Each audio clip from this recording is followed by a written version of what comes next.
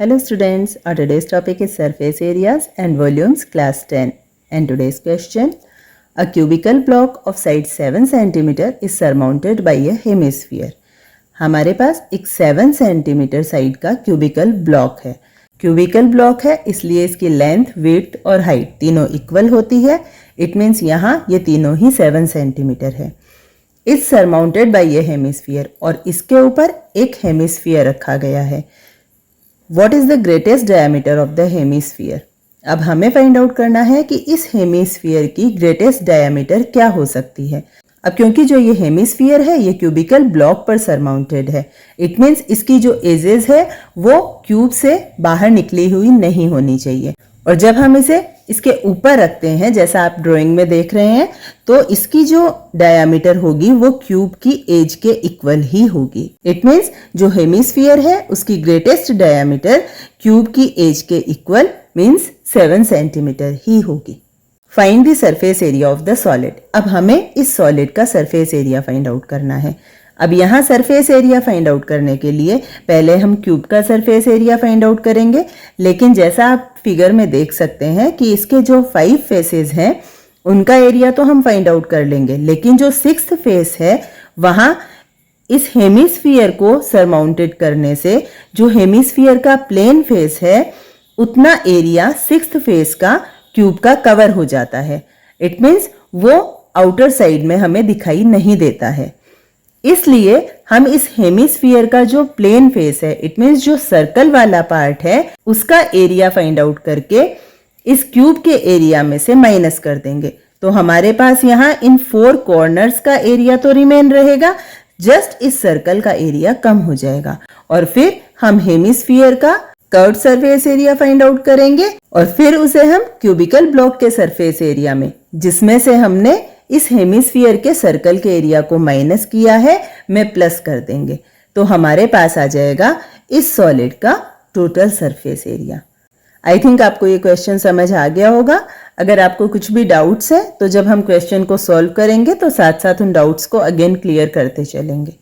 सबसे पहले हम लिखेंगे कि जो ग्रेटेस्ट डायमीटर है हेमिस्फीयर की वो क्यूब की एज के इक्वल ही होगी, इसलिए ये हो गई 7 सेंटीमीटर. अब हम लिखेंगे surface area of the solid.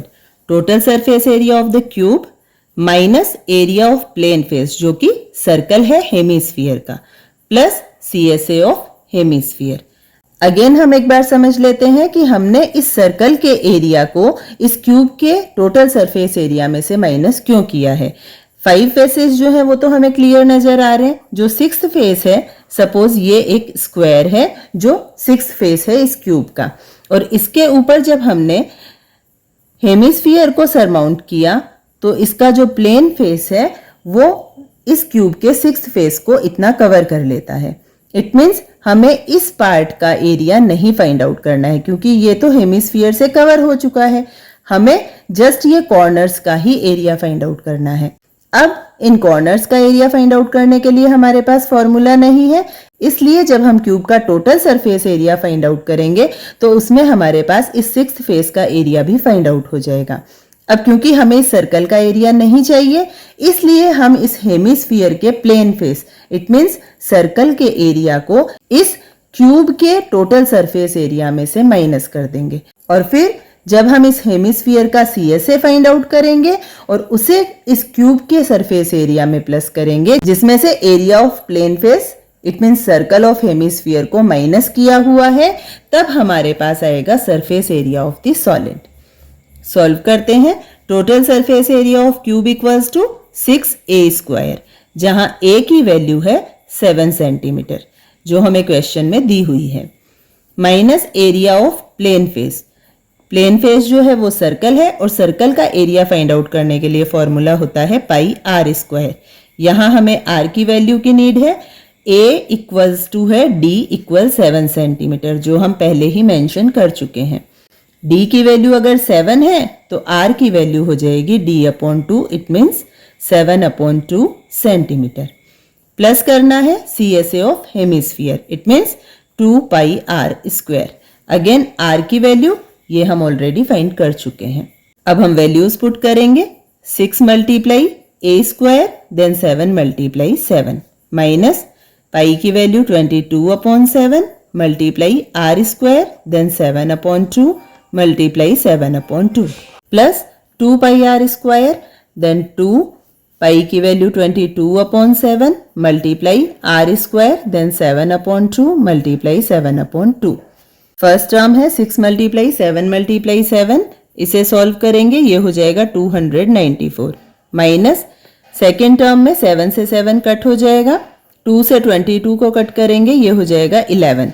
Numerator में हमारे पास है 11 एंड 7 देन 11 7 जा 77/2 प्लस थर्ड टर्म को सॉल्व करेंगे 7 से 7 कट हो जाएगा, 2 से 2 कट हो जाएगा एंड लास्ट 2 से 22 को कट करेंगे 11 आ जाएगा।